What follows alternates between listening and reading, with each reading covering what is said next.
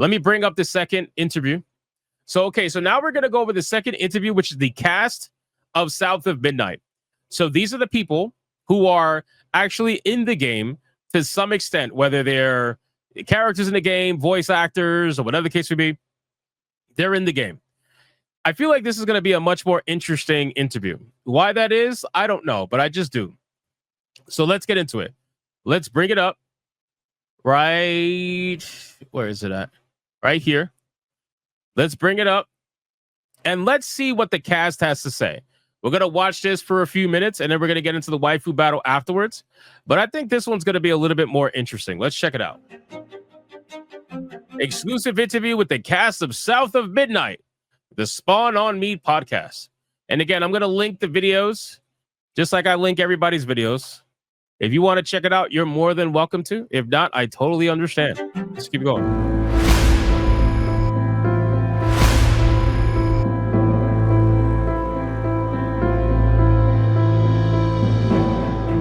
What's good, everybody, here in Chicago? Spawn on Me. We're here at Compulsion Games here in Montreal, Canada, hanging out with some of the dopest folks. What did he say?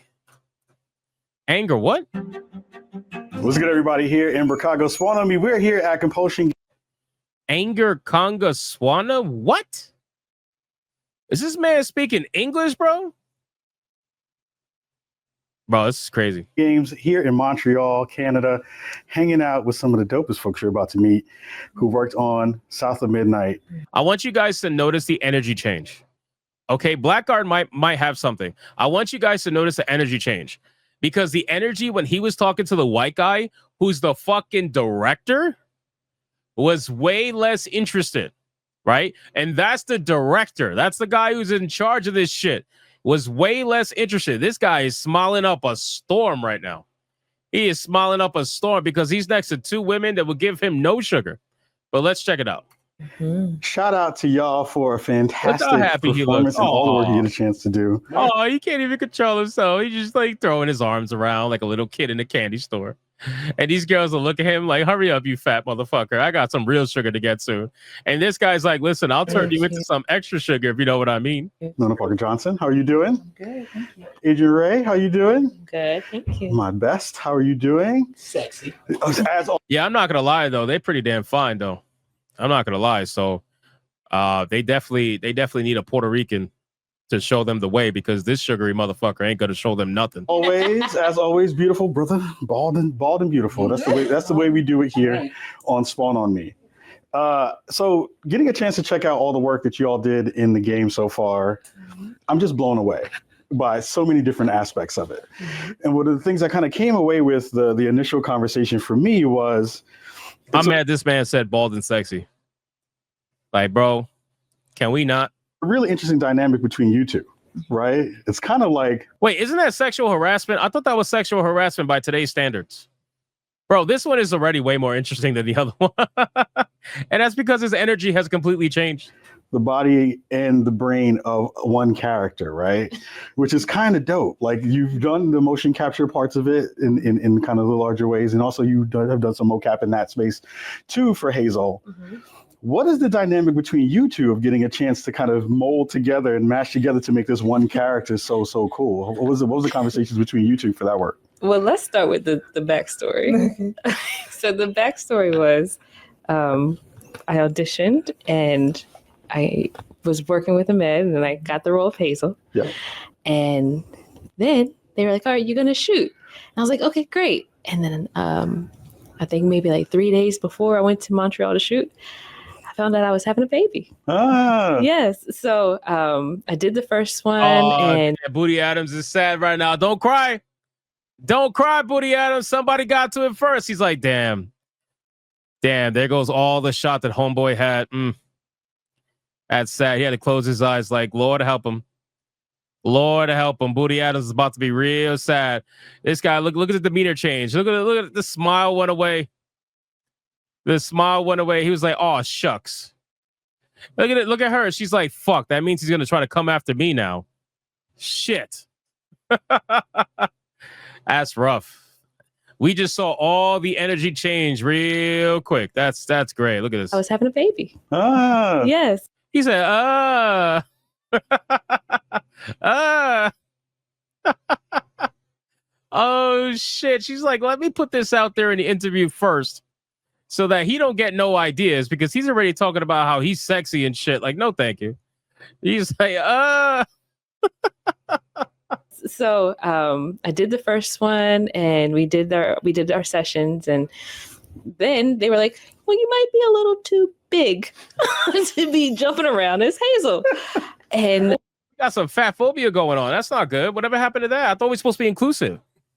I thought we're supposed to be inclusive. I thought it's supposed to be stunning and brave and all this shit. Who cares if you got a baby? Jump around, bitch. It's fine. You're a strong, independent woman who needs no man. What do you mean? What do you mean? in Nona, I had worked with Nona on the accent. We had worked together on the accent before. And you want to take it from here? Yeah, sure. Bro, this man is sad. Yo, look at the body posture. I haven't seen this kind of posture since my fucking my holidays where I saw some toddlers, bro. This guy's acting like a fucking toddler. Look at him. He's like, oh shucks. Oh shucks. Well, there goes my chance of some pussy. Oh shucks. Bro, what? I've never. Kids act like this, bro. What is this? I met Adrian via the dialect work that we did together. So I had already known that she was doing this incredible project, and she was already had so much, like in terms of the voice and in terms of discovering who this character was. She like bare bones had already started like ground up work for this why's character. her stomach showing, bro? And then I find out that they're looking for somebody to body double for the motion capture, performance capture, and I auditioned for that, and they're looking to hire local perhaps, and they go with me, and I go up to Montreal for my first mocap session as well. Booty Adams is allegedly married? Oh, ain't no way, bro. That's incredible if that's the case. What the fuck is this, bro? How do you get these? How do you get this from the two women that we just saw, bro? Can we go back? Can we go back? How do you get this creature from these two fine-ass women? How do you get that? Ain't no fucking way, bro. Ain't no way. Can we not even take some fucking some reference here?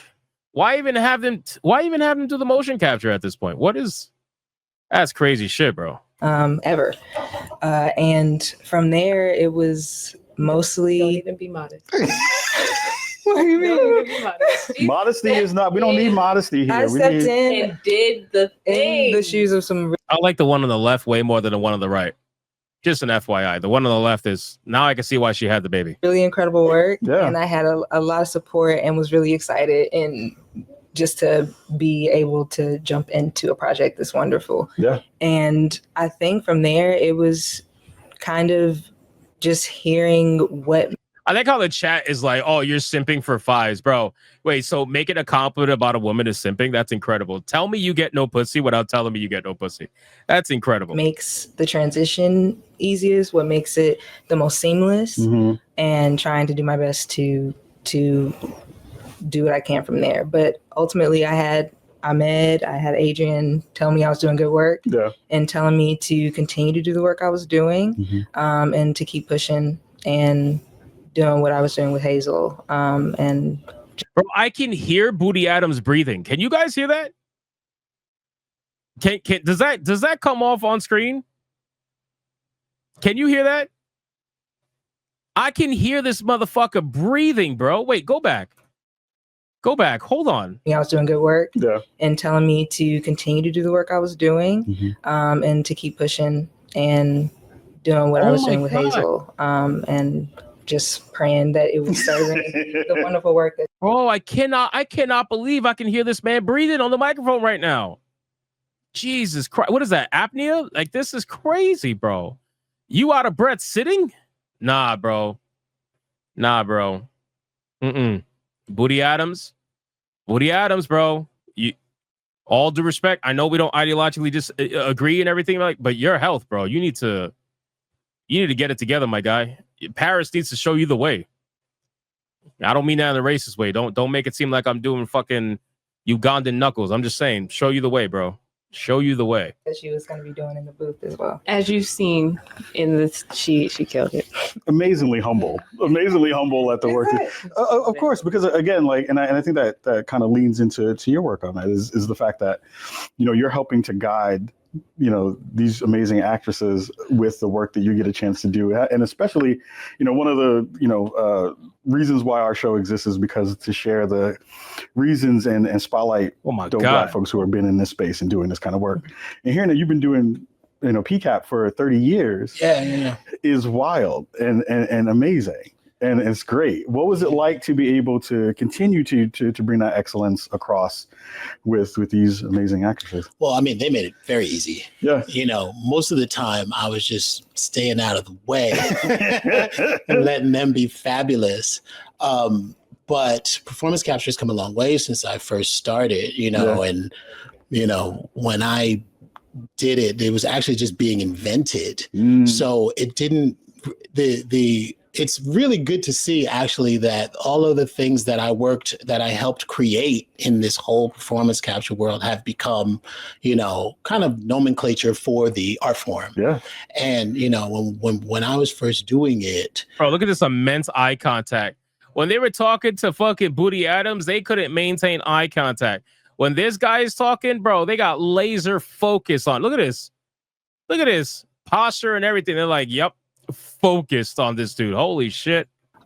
Everything was a question mark. We didn't even know whether or not it was going to work. And, you know, I remember, you know, a lot of the animation people in episode 1 of The Phantom Menace, they would just like quit the day before something, because George would be like, I need you to do this. And they'd be like, nope, can't do it, can't do it. And then they would take the evening and figure it out and go, maybe we can do it. Bro, this girl is giving him, like, this girl right here. Honestly, both of them are. But you guys know exactly what I'm talking about, bro. Look at these eyes. Look at these eyes, especially on this one. Look at this woman's eyes. I don't know if it's big enough to show on screen. But, bro, they're looking at him. They are looking at him like they haven't ate in 10 years, bro. You know what I'm saying? They're looking at him like they're in the desert and he's the only fucking source of water. Seriously. Is this her baby daddy or something? Like, this is crazy, bro. Oh my God. And then they would all come to me sheepishly going, can you do that? Right. And I'd be like, yeah, sure. So it really was the collaboration that created this industry.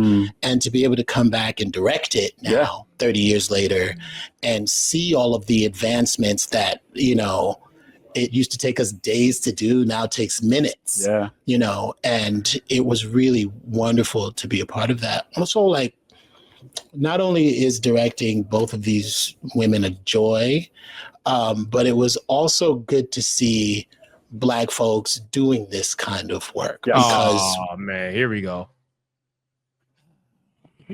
Here we go. All right, let me get ready for this shit. Let me get ready. You couldn't just stop at what you were saying before. Like, what you were saying before was fine, bro. What you were saying before was perfectly fine. Why the God, all the time, bro. All the time. You just have to bring up your race all the time. Like, you had an opportunity to just have a good conversation. This was perfectly fine. Everything you were about to say, or everything you did say, was fine. But now you're about to bring in, well, especially as a Black person. Like, come on, bro. Why do you do this? Why do you do this, bro? I don't see Latinos going around, well, especially as a SPIC, you know, the work that we're doing, it's great for the SPIC movement. Nobody fucking cares, bro. Like, why? And this is where the racial grifting comes into play, right? This is why I say that they're racial grifters, because it always comes down to this. Always, bro. Always comes down to this. Nobody has to fucking end their conversation with, well, especially as a Black person. Like, nobody has to do that. But the fact that you feel like you are compelled to do it, or that you just have to do it, you're doing it because everything for you is your skin color. You so desperately want to be oppressed, bro. You are directing motion capture for a semi-high profile game. Again, it's not like a super AAA game or anything, but still, you have a lot of history of great work, obviously. right? This guy's been doing it for decades. And you really are talking like this after decades of work? You really got to rely on your skin color to separate your work? Why the fuck would you do that? That's so stupid. It's exhausting, man. Like, why would you do that? Your decades of work in history should be more than enough for it to be the topic of conversation. You don't have to bring up the fact that, well, especially as a black person, you don't have to do that, man. That just, man, that really makes me not want to listen, because it is racial grifting. But you know what? That's fine. Let's see what he's got to say. Let me go back really quick. Here we go. So good to see Black folks doing this kind of work, because there aren't a lot of Black people in this space, and there are not, especially not a lot of Black directors. And it was very important to me that we had. Why is that? Why is there not a lot of Black people in this space? Why? You guys want to have that conversation, or are you just going to blame racism for it? Why isn't there a lot of Black people in this space? Why?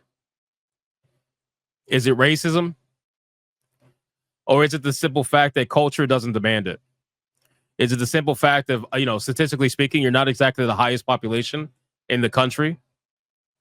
You're actually one of the lowest. So you got one of the lowest populations. And on top of that, your culture doesn't exactly breed, let's say, game designers. It's like, that's like going to the NBA and asking why there isn't a lot of white people there. That's like going to the NFL and asking why there isn't a lot of white people there. That's like going to hockey games and asking why there isn't a lot of Black people there. Is it racism? Or is it different cultural norms, different cultural like what people aspire to? So come on, bro. Do you want to be honest with yourself, or you just want to blame racism for everything? Atreus put it perfectly on Saturday Night Hypnosis. I don't know if you guys saw that, but Atreus put it perfectly. Atreus said, you guys had an opportunity to do everything. You're talking about gaming while Black, right? You had an opportunity to make a video game, or to put your thoughts together and try to make a video game, but instead you're making a documentary about gaming while Black. So it's like, okay, so you're making a you do everything else except make the actual game. Because making the game takes work. Making the game takes learning a skill. Making the game takes learning a trade, and you don't want to go that far. So you rather just partake in the easy aspects of the industry than actually being within the industry. Again, it's just, anyway. Actors, not just like performance capture. People don't really look at motion capture and performance capture. Exactly. It takes time, it takes money, it takes risk. You guys are 100% accurate in the chat. 100% accurate. It's like acting, right? But it is. It really is. And, as much as I was like at the beginning of it, like Andy Serkis was really the guy who made it acting, right? Because he just had so many opportunities to do this, and he fought for it to be acting. So much so that he got nominated for an Oscar. So it was important for me that when we cast Hazel, we cast actors and not like body people, right? Because I just don't think that exists. I think everybody who does performance capture is performing. And when you see the performance on animation, you can see the person who did it. So it was really important for me that would happen. It was important for me that they were Black women too. Because a lot of companies don't think that way. They're just like, well, just get a body. And then we'll put a Black person over the body. And Compulsion was actually like, no, because that translates, the behavior translates, the body motion translates, how you stand at rest, how you stand in motion, all translates. So what you're essentially admitting is that there's stereotypes to Black women that are only able to be portrayed by Black women. Those same Black women and Black people that complain about the stereotypes that people say exist, that they say doesn't exist, but you're literally admitting to that existing. Because the only way for that to, like, the only way for you to, what you're saying to be is true, is if those stereotypes exist. So you're saying Black women stand a certain way, they act a certain way, they talk a certain way. Okay, well, thanks for admitting stereotypes are real. I wish you guys will stop saying they're not. Because otherwise, if they're not real, then a white woman should be able to do the job, no problem. unless you're trying to say that a white woman can't portray a black woman properly. And if that's the case, why is that? I just like asking questions. I really do. I like asking questions because I feel like if you ask enough questions, it really starts to get down to the nitty gritty of the bullshit. Because they say these things that sound great to them, right? They say these things that sound great to the people around them. But when you really start asking questions about it, you realize that it's not actually that great at all. It's just bullshit. A lot of it's bullshit. But I'm happy that you admitted that black women have a certain stereotype about them that can only be portrayed by black women. I'm glad that you said that. That's great. That's fantastic. Now, did you decide to hire black women after you race swapped the main character or before? I mean, that's a whole nother question. All of the major characters in this game are all black people. They all bring that authenticity to their performance and to themselves. Yes. Good look. Knees up. So you mean to tell me a white person couldn't do what the fuck you just did here on the screen? Seriously? To their performance and to themselves. Yes. You mean to tell me a white person can't do this? Who edited this video? Bro. Booty Adams, you did them so dirty with this edit. You did them so dirty with this edit, bro. You don't even realize how dirty you did this. Bro, what is authentic about this? Jar Jar? Come on, bro. Like, what are we doing? Good look. Again, you mean to tell me white people can't do this shit? Knees up.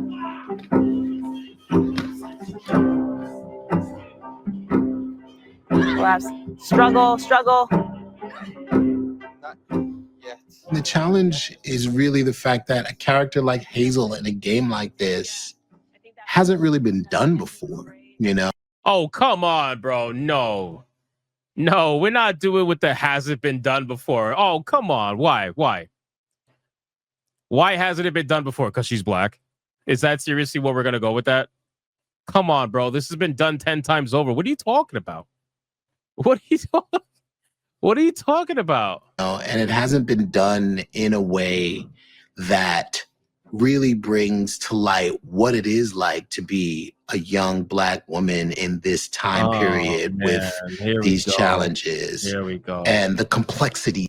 Bro, like the entire first half of this interview was fine. But then the moment, like, immediately they start talking about skin color, that is it. Now it's like, oh, this is about what it's like to be a black woman in this time.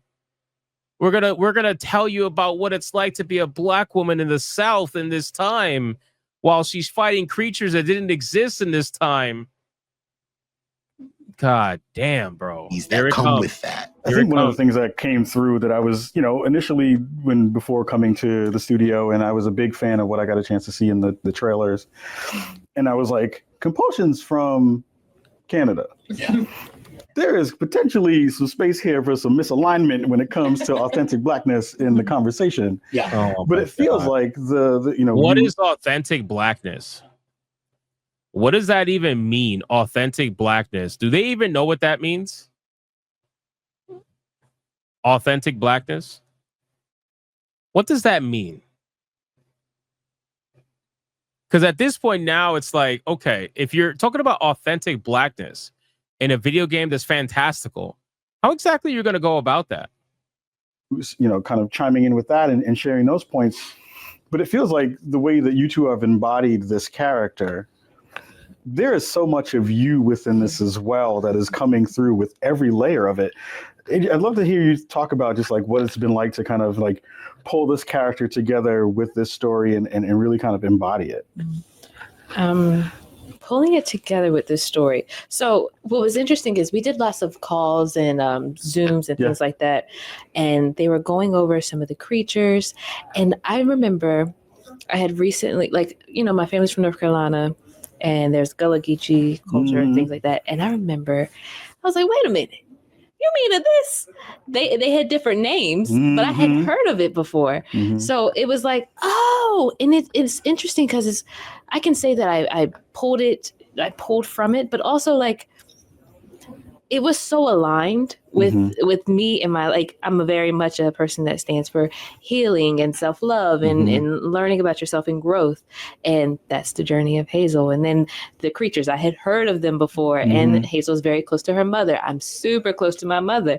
So I don't know I don't know the balance of if I pulled or if it was aligned to me, but Sure. it all just aligned so much with her journey and me, that it came really effortlessly. Yeah. And that was one of the reasons that I knew this was a role for me to do. Yeah. It just, when it falls into when it feels like a skin is what I call it. Yeah. When it feels like a skin, And it feels like a black skin.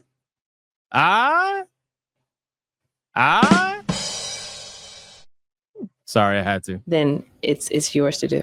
Yeah, I think what I continue to see with every piece that we saw, not only the documentary, but the pieces of the gameplay that kind of come through, it is those small nuances, right? Mhm. And it makes me happy to see, like, again, this setting is one that we don't get a chance to see at all in gaming. Yeah. Are there any games with female black Like leads? Infamous, where there's one. Bro. Oh my god, bro. Oh my god, bro. They literally she literally says, is there any games with female black leads? Oh, I want to hear his one. Oh, let's see. You know, like one game, but that's a white dude who's in New Orleans, right? Oh, okay. Right? He's probably on Bourbon Streets now, still doing this stuff. What's the game? But it's that feeling of, Wait, what's the game? You didn't say the game. What's the game?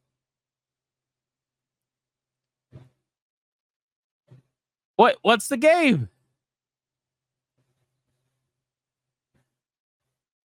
Wait, what's the game? Because you got, hold on. Forspoken is one. Half-Life Alyx is another. Alan Wake 2 is another. Oh, he's talking about Infamous? He said Infamous? Resident Evil 5 has a black female protagonist. I mean, Flintlock, Siege of Dawn, a game that just came out, has a black female protagonist.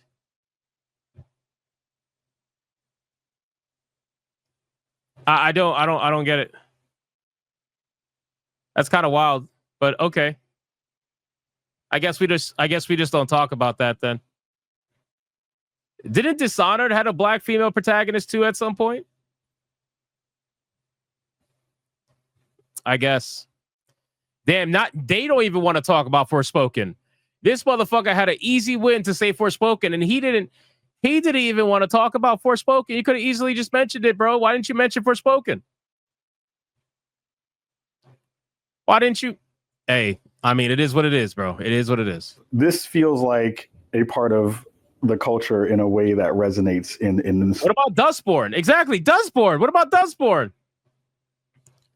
Dustborn had a black female protagonist, bro. Come on, man. The fullest ways. We had a fun moment in the cafeteria about like good cussing, right? Good like cussing. like that's an authentic thing of like, you know, and it's a part of the matrix of the gaming industry. Like, you know, if you're a black player and you've played games forever, you can instantly pick up VO and be like, there ain't no black people in that booth. That's right. And Yes. we talk about that all the time as That's as a conversation of being like, you could have got somebody black to do that, because we know We know. instantly when those It's things don't something in align. our voice. It's absolutely. Almost as if it's a stereotype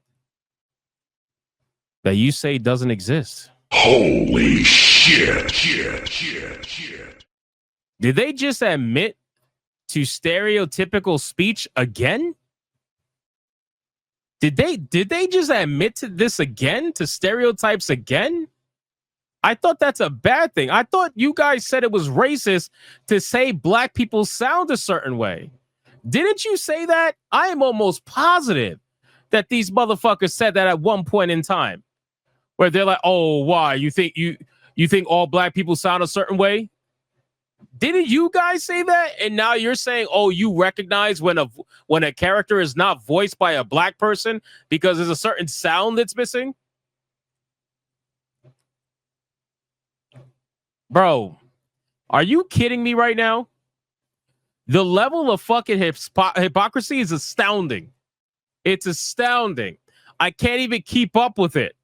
It is astounding. Holy shit. It is. And it's a kinship. It's a part of all of those things. And I feel like Compulsion is doing really well with that. And it feels like it comes through not only in your performance, but especially in your performance too, because you're embodying a lot of the motion of this character in this world. And there are those small nuances of like, you know, there was a part, it was an idle animation of just swatting away this mosquito. And I was like, oh, that's dope. Like that's a moment in that space that's like pulling those tidbits together. That's really important. Can you Wait, so swatting away a mosquito makes you black? I don't understand that. talk a little bit about Like, how is it you know what? I'm done. They lost me at the racial grifting. They really did. And it's crazy, bro, because I didn't think they were gonna go down this route. The interview was fine in the beginning. It was boring and it was chilling, but it was fine. And then the moment the dude on the left was like, well, as a black person, the moment he said that, the entire conversation has derailed to about blackness. What the fuck do I care about your blackness? I don't care about your blackness at all. You care about your blackness more than anybody else does. And you're trying to use that to sell this video game? So what? The people who are not black who potentially may buy this game are going to be unable to understand it because it's based in mannerisms and whatnot that are for black people? Bro, this shit is so stupid, man. I really can't stand racial grifters. I genuinely cannot. Everything's got to be about their fucking race, and it's really boring. It's pathetic at this point. It's pathetic. I swear to God, if I ever see a fucking Latino running around being as a Latino, I'm slapping you, bro. With a chancleta, straight up.